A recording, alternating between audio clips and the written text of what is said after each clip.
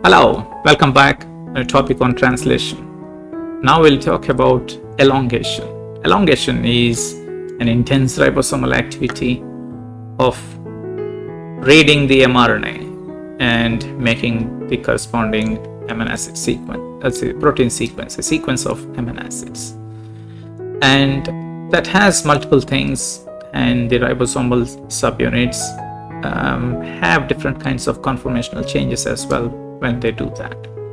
We'll not discuss about all the parts of all the exact events. We will rather talk about a little bit of chemistry and the mechanistically how and what happens with regard to peptidyl transfer reaction and other things. So during elongation or in the initiation, what we have seen is that we have the tRNA that has formed. The initiator tRNA is in the P site.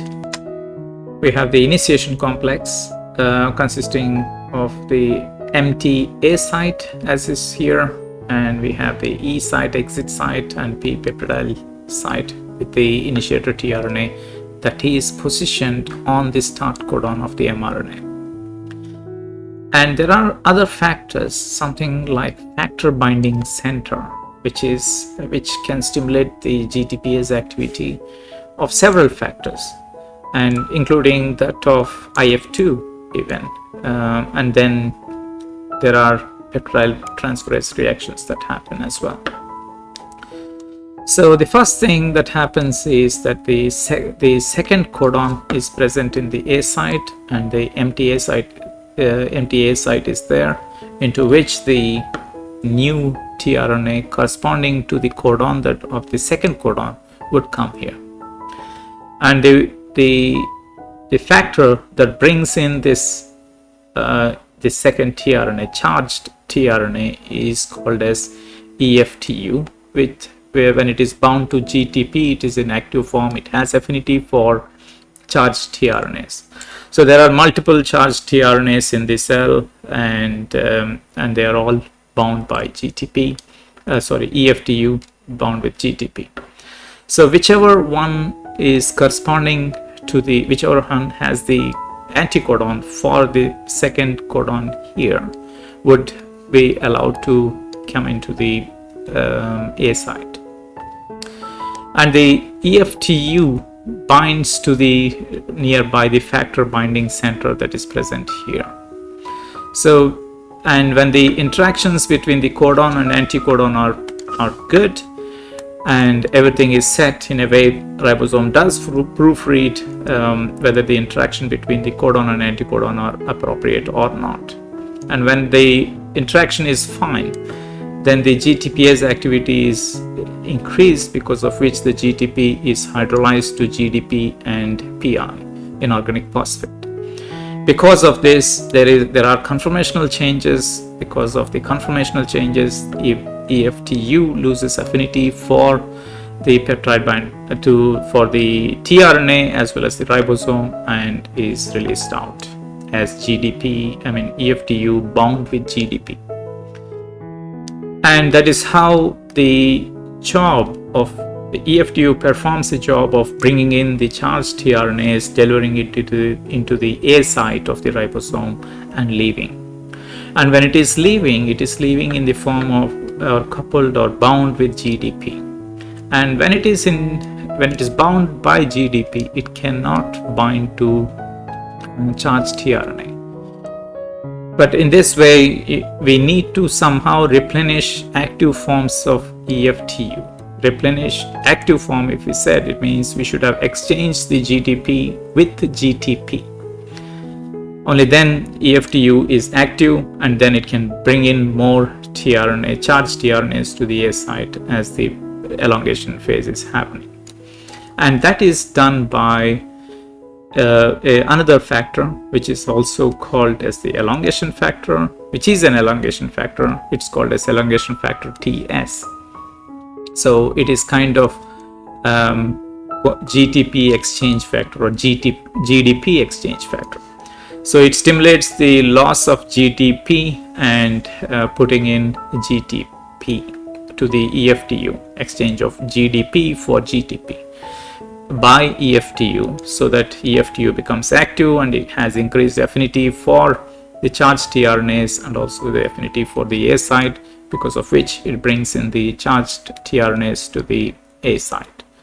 And that is how EFTU and EFTS perform majority of the elongation, bringing in the tRNAs to the ribosome.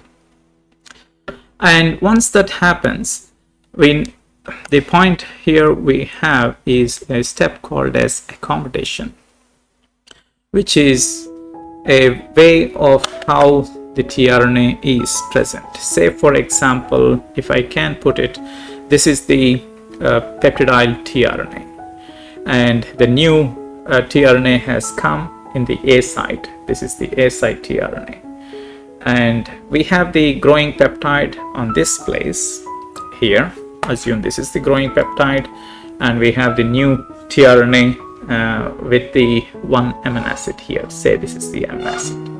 If peptidyl reaction were to happen, they are too distant. This peptide is far from this new amino acid.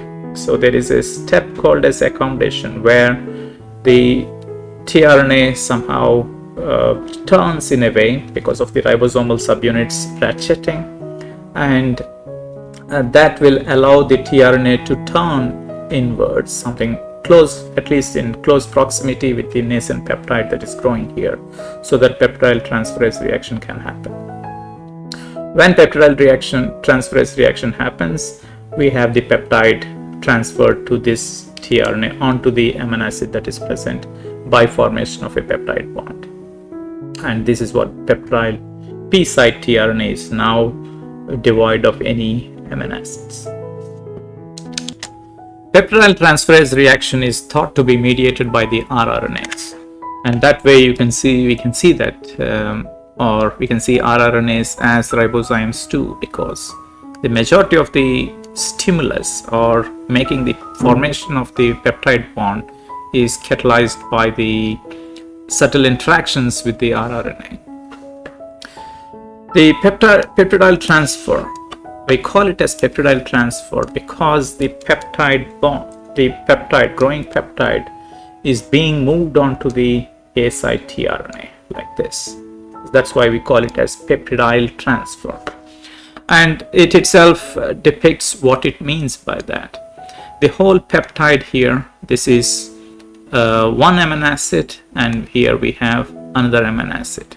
And as we can recollect, all the amino acids are bound by the carboxylic group to the 3' OH of the CCA on the acceptor arm of tRNA.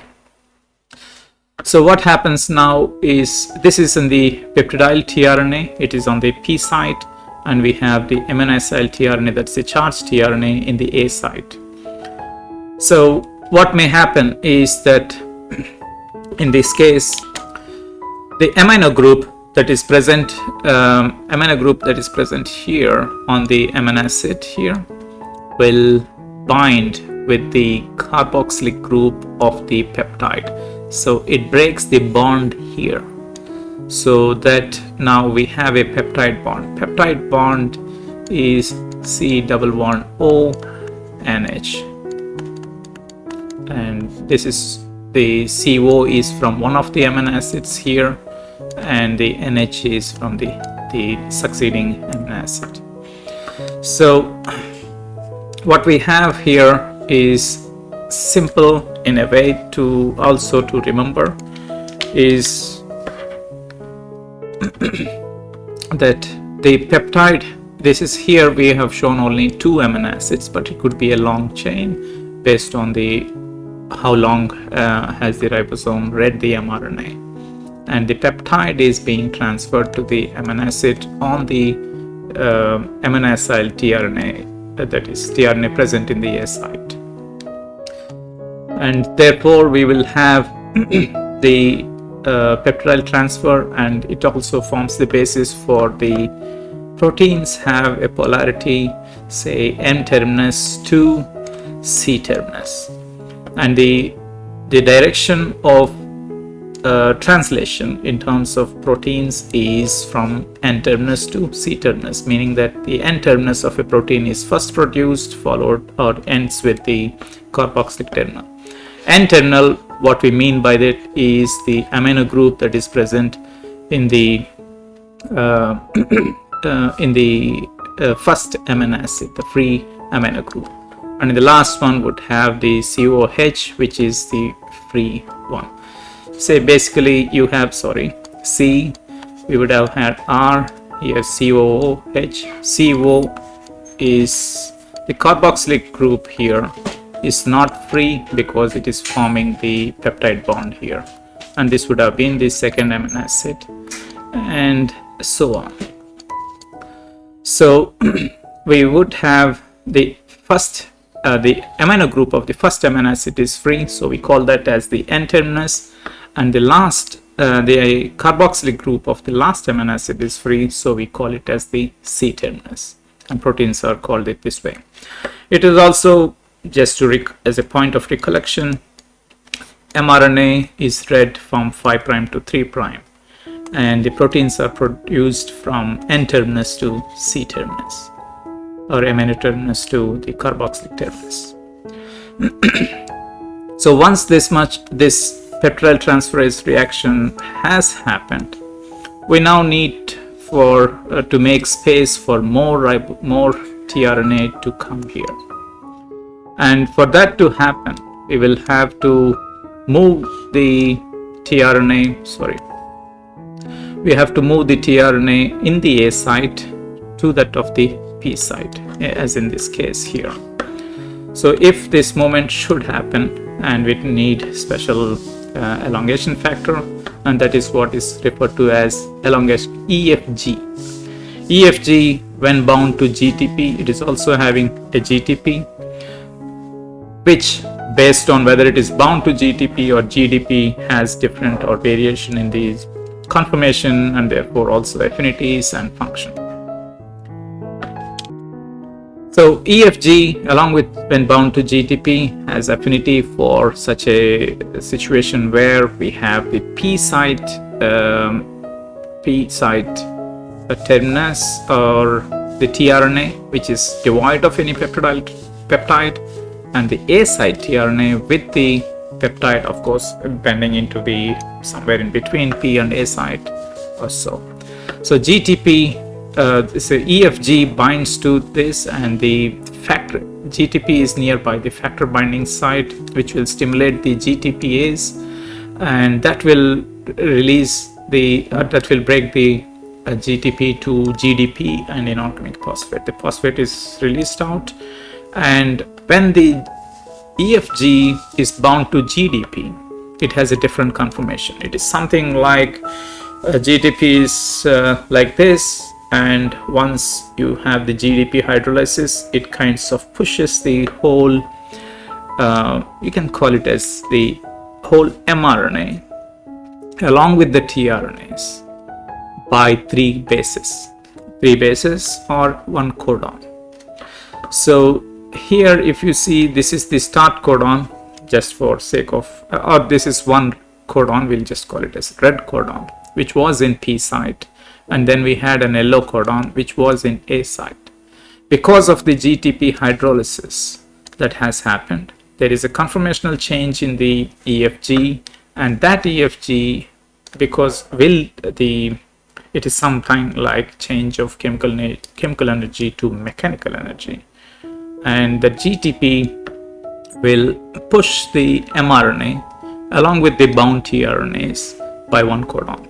So now the red codon is in the E site, and the yellow codon, which was in the A site, is now in the P site, and now we have an empty A site here, which will allow further binding of EFTU, will bring new tRNAs upon the release of EFG. So once the job of EFG is done, it is released away, and the uncharged tRNA that was present in the E site is also released, and now we have an A site that is free here, and that will allow the new charged tRNAs to be brought in by EFTU. bound to GTP. I hope we can see that elongation is a very interesting one. If we really were to see how this ribosome is actually making these things happen using cryo-electron microscopy and others, and the people have deciphered this structure, and to see it in action would be a fantastic thing, I guess. I hope you enjoyed it. Thank you very much for watching. See you later.